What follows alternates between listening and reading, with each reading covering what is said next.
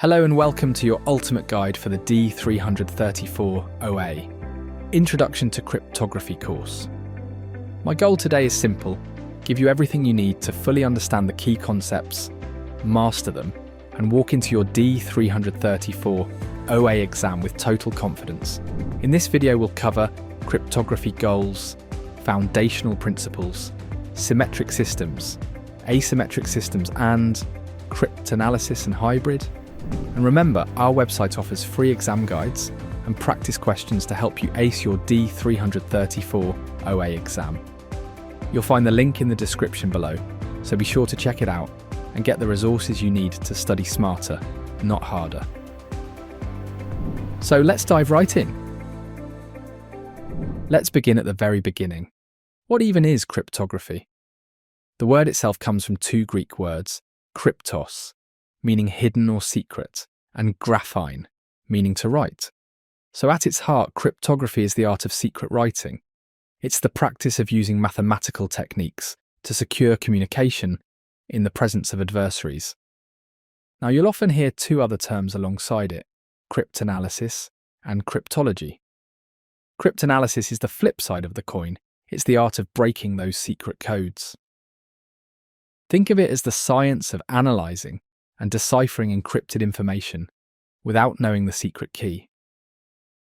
And when you put both of these disciplines together, the making of codes and the breaking of codes, you get the entire field of study known as cryptology. For your D334 OA exam, it's crucial to know this distinction. Cryptography is for protection, cryptanalysis is for breaking that protection. But why do we even need it? Let's use a single everyday example. Buying a book online.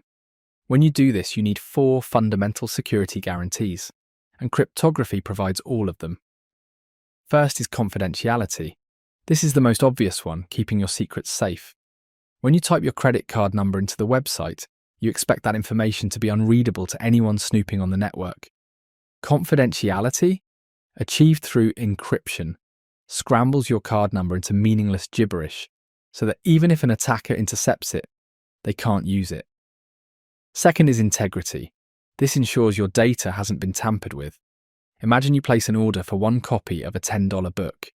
Integrity guarantees that an attacker can't intercept your order and change it to 100 copies of a $1,000 book. Cryptographic techniques like hashing create a unique digital fingerprint of your order. If even a single character is changed, the fingerprint no longer matches and the tampering is immediately detected. Third, we have authenticity. This is about proving identity. How do you know you're really on your favourite bookstore's website and not a clever fake designed to steal your information?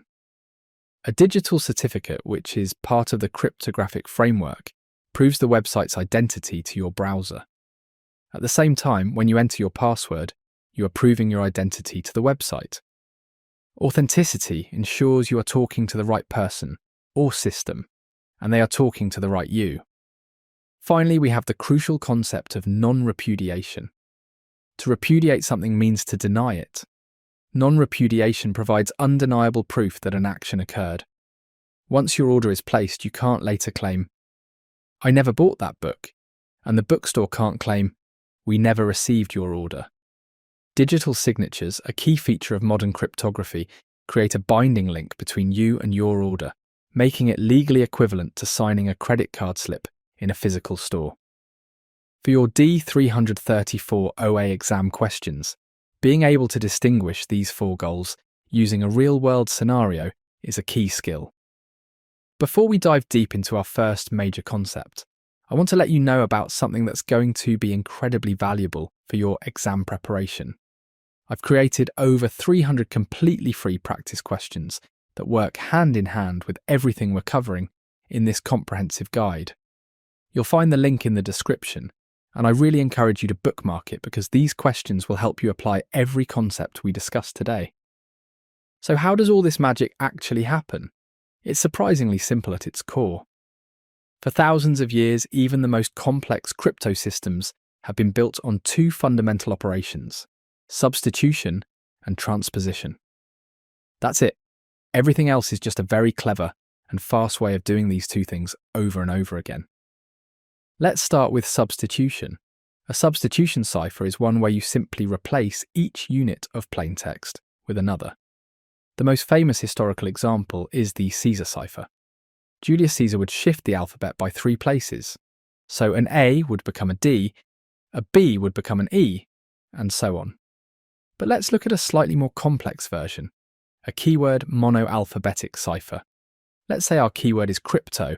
We write this down, removing duplicate letters. So we have crypto, then we write the rest of the alphabet after it.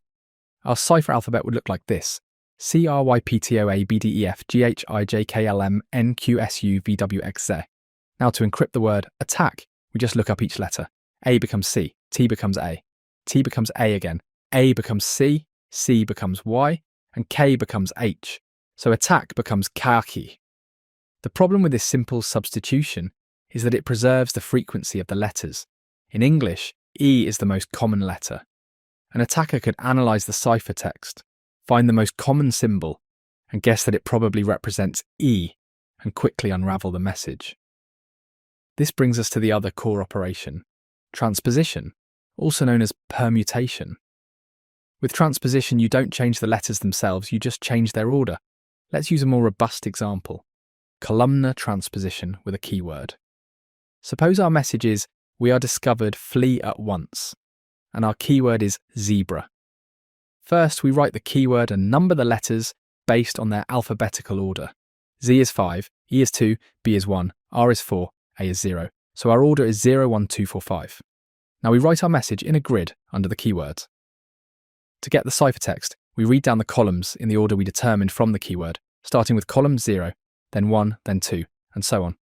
So we take column A, order 0, which is EO day, then column B, order 1, which is ASRN, then column E, order 2, which is EE low, then R, order 4, RCC, and finally Z, order 5, WDVFT. The full ciphertext is Ioda Isa Nai Los CWDVFT. To decrypt, the receiver uses the same keyword zebra to recreate the grid and reads it row by row. This is much stronger than simple substitution because it breaks up common letter pairings like TH and he, making frequency analysis much harder. Modern ciphers use incredibly complex versions of both substitution and transposition in multiple rounds to make the ciphertext completely unintelligible. What we just covered about these core operations is exactly the type of material you'll find in our free practice question bank.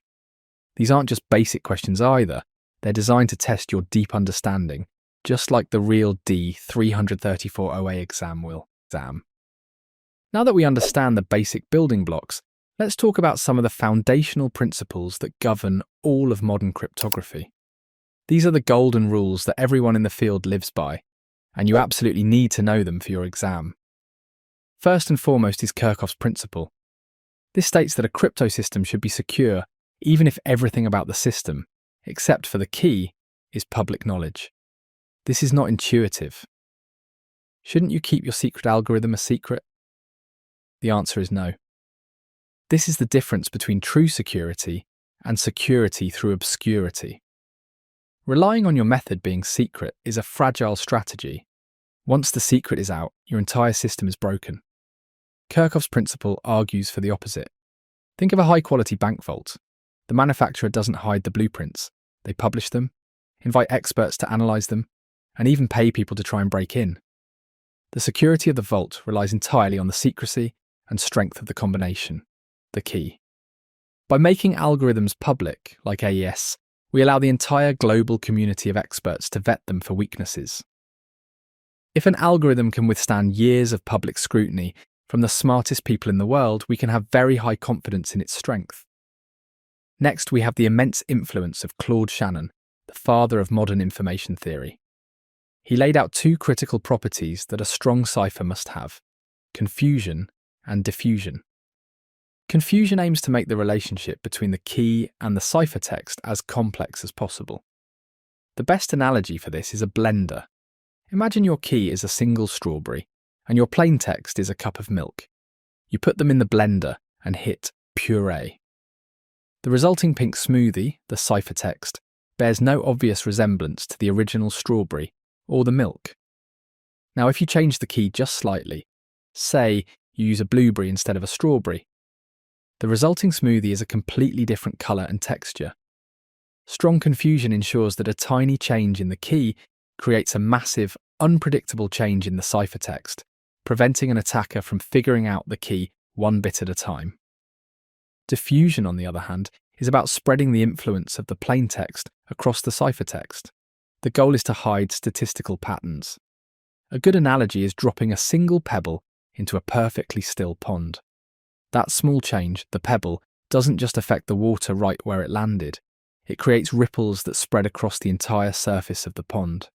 In cryptography, diffusion means that changing a single bit in the plaintext, like changing the message from attack to batak, should cause unpredictable changes across the entire ciphertext, not just in one spot. This hides patterns and makes it impossible for an attacker to see relationships between parts of the plaintext and parts of the ciphertext. A strong cipher uses both confusion, substitution, and diffusion, transposition together, in many repeated rounds to be secure. Finally, we can't talk about modern crypto without mentioning Moore's law. The result of Moore's law is that computing power grows exponentially. This is the engine that drives the arms race in cryptography. A brute force attack is where an attacker tries every possible key. The security against this attack depends on the key being long enough that trying all possibilities is computationally infeasible. For example, the old DS standard used a 56-bit key. That's 2 to the power of 56 possible keys, which is about 72 quadrillion. In the 1970s, this was an impossibly large number. By 1998, a special-purpose machine could crack it in less than 3 days. Today, it could be done in hours. This is why modern standards like AES use keys of 128, 192, or 256 bits. A 128-bit key space is not just twice as big as a 64-bit space, it's billions of times bigger. Moore's law forces us to constantly plan for the future, ensuring that the ciphers we use today will protect our secrets against the computers of tomorrow. I know we're covering a lot of detailed information, and you might be wondering how to practice applying all these concepts. That's precisely why I put together those 300+ free practice questions I mentioned earlier. They'll help you work through problems that combine multiple concepts, just like you'll see on the actual D334 OA exam. Now let's dive into the first major category of algorithms, symmetric cryptography. This is the oldest and most intuitive form of encryption, also known as single key, shared key, or secret key encryption. The core idea is simple. The same key is used for both encryption and decryption. Imagine you and a friend share a physical key to a lockbox. To send a secret note, you write it, put it in the box, and lock it with the shared key. You send the box to your friend. They use their identical copy of the key to open the box and read the note. It's fast, efficient, and provides excellent confidentiality. Modern symmetric algorithms like AES, the Advanced Encryption Standard, are the workhorses of the internet, encrypting massive amounts of data with incredible speed. However, symmetric cryptography has a huge weakness: key management. How did you and your friend get identical copies of that physical key in the first place? You can't just mail one key in an unlocked box, because anyone could intercept it and make a copy. This is the key distribution problem. You need a secure, out-of-band method to share the secret key. This works for 2 people, but what happens when you have a large group? This leads to the scalability problem. The formula for the number of keys needed for every pair in a group to communicate is n times n-1 divided by 2. If you have 3 people, Alice, Bob, and Carol, you need 3 keys, one for Alice Bob, one for Alice Carol, and one for Bob Carol. If you add a 4th person, David, you now need 6 keys. For 10 people, you need 45 keys. For 100 people, you need 4,950 separate secret keys. Imagine being an IT administrator for a company of 1,000 employees and having to securely create, distribute, and manage nearly 500,000 unique keys. It's a logistical nightmare. Within symmetric cryptography, there are 2 main modes: block ciphers and stream ciphers. A block cipher operates on a fixed size block of data, like 128 bits for AES.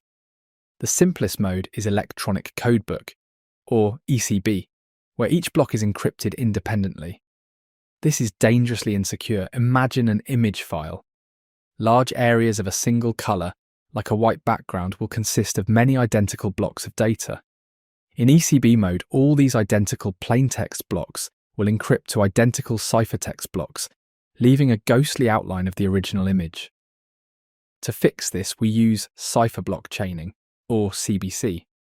Here, each plaintext block is mixed with the ciphertext of the previous block before it's encrypted. This creates a chain, so the encryption of each block depends on all the blocks that came before it. This completely eliminates the patterns seen in ECB. But what about the very first block? It has no previous ciphertext to mix with.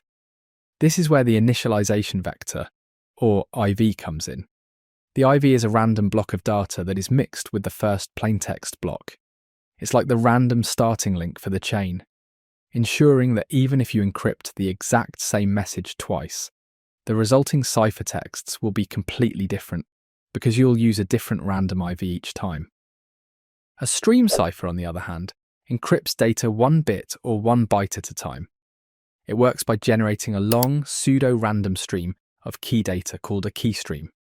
This keystream is then combined with your plaintext using an operation called XOR. XOR is a simple binary operation. Think of it like this. If 2 bits are the same, 0 and 0, or 1 and 1, the result is 0. If they are different, 0 and 1, or 1 and 0, the result is 1.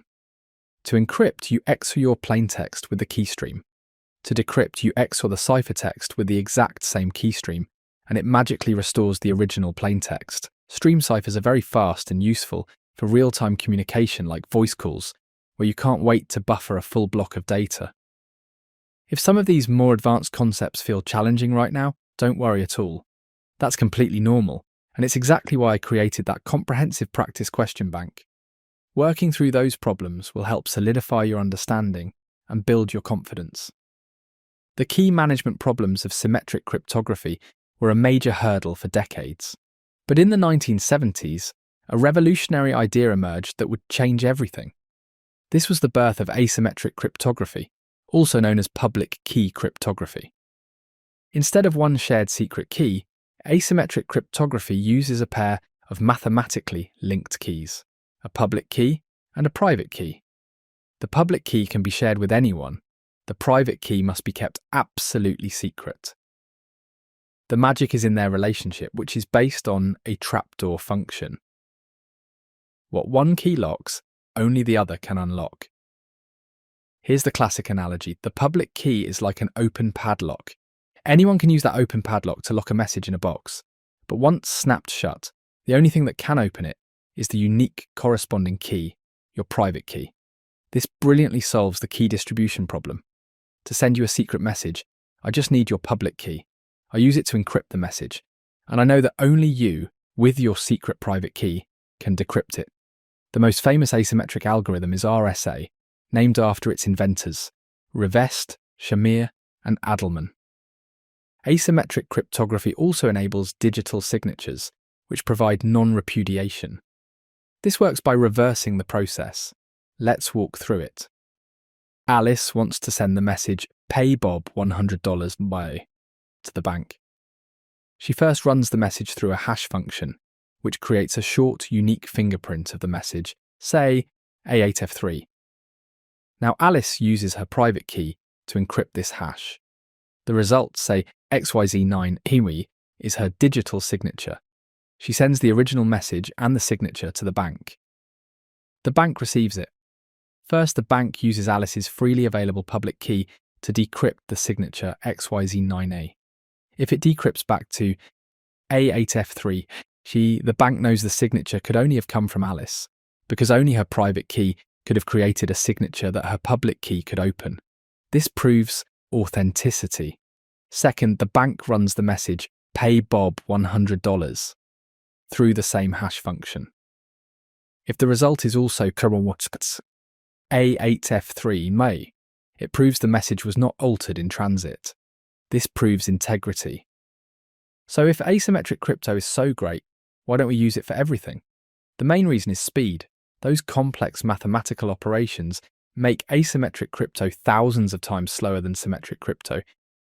To be good at cryptography, you also have to understand cryptanalysis. You have to learn to think like the attacker. The goal of cryptanalysis is to defeat the protections of a crypto system. A key concept here is the work factor. This is the estimated time and resources needed to break a cipher. A cipher is considered secure if its work factor is so high that it's impractical to break it before the information loses its value. For an AES 128 key, the work factor is so high that with all the computing power on Earth, it would take longer than the current age of the universe to try every key.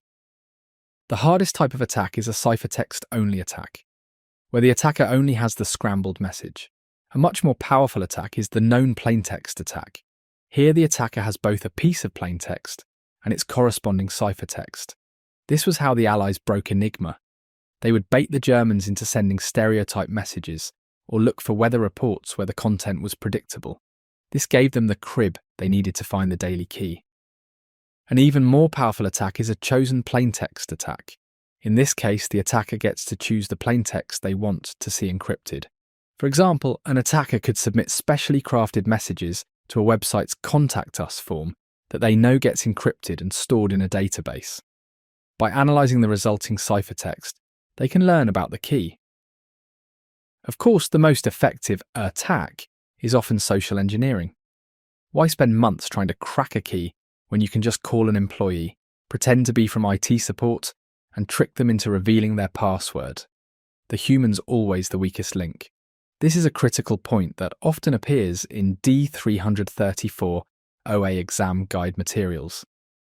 As we wrap up this detailed overview, remember that understanding these concepts is just the first step.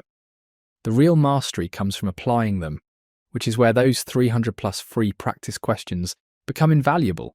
They're completely free and designed specifically for D334 OA exam success.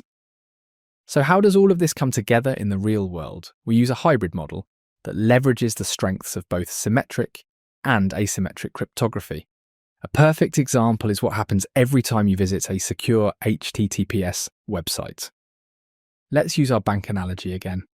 When your browser connects to your bank's website, the bank's server sends your browser its public key wrapped in a document called a digital certificate. This is the slow asymmetric part. Your browser verifies this certificate with a trusted third party to make sure it's really talking to the bank. Now for the clever part, your browser creates a brand new random symmetric key, a session key that will only be used for this one conversation. Your browser then uses the bank's public key to encrypt this new symmetric session key and sends it to the bank. Only the bank, with its corresponding private key, can decrypt this message to get the session key. At this point, the slow, cumbersome asymmetric part is over. Both your browser and the bank server now share the same secret symmetric session key. For the rest of your session, all the actual data, your username, password, account details, is encrypted using this fast and efficient symmetric key. This hybrid approach gives us the best of both worlds: the secure key exchange of asymmetric crypto to start the conversation, and the raw speed of symmetric crypto to protect the actual data in transit. As we get ready to wrap up, let's quickly review the key players and concepts that are essential for your D334 OA exam. Remember Kirchhoff's principle: the security is in the key, not the algorithm. Remember Claude Shannon's concepts of confusion and diffusion, which are the bedrock of strong cipher design. Know the pioneers Diffie and Hellman, who introduced the world to public key cryptography, and Revest, Shamir and Adelman, who gave us the powerful RSA algorithm. Be clear on the difference between symmetric and asymmetric systems. Symmetric uses one shared key, is very fast but suffers from key distribution and scalability problems. Asymmetric uses a public-private key pair, is much slower, but solves the key distribution problem and enables digital signatures. And finally, remember that in the real world, we use them together in a hybrid system to get the best of both. We've covered a tremendous amount of ground today, from the fundamental building blocks of cryptography to the complex systems that protect our digital lives. We started with the core security goals: confidentiality, integrity, authenticity, and non-repudiation. We unpacked the two basic operations that make it all possible: substitution and transposition. We explored the guiding principles from giants like Kirchhoff and Shannon that define what makes a crypto system strong. We then took a deep dive into the two major families of encryption. We saw the speed and power of symmetric ciphers like AES, but also their critical weakness in key management. We then marveled at the elegant solution provided by asymmetric or public key cryptography like RSA, which not only solves key distribution but also gives us the power of digital signatures. We learned to think like an adversary by looking at different methods of cryptanalysis, reminding ourselves that the strongest algorithm in the world can be broken by a simple human mistake. And finally, we saw how these two systems come together in a beautiful hybrid model like SSL/TLS to secure our everyday internet communications. I know this is a lot to take in, but you have done a fantastic job sticking with it. The key to mastering this for your D334 OA exam is to not just memorize the terms, but to understand the why behind them. Why is key distribution a problem for symmetric systems? Why does the public key concept solve it? Why do we need both confusion and diffusion? If you understand these core ideas, you'll be able to answer any question the exam throws at you. You have the foundation now. The next step is to practice, to apply this knowledge, and to build your confidence until it becomes second nature. Don't forget to grab those free practice questions from the link in the description. With the depth of knowledge you've gained today, plus the practice from those questions, you'll be incredibly well prepared for your D334 OA exam. Thank you for your time and focus today. You've got this.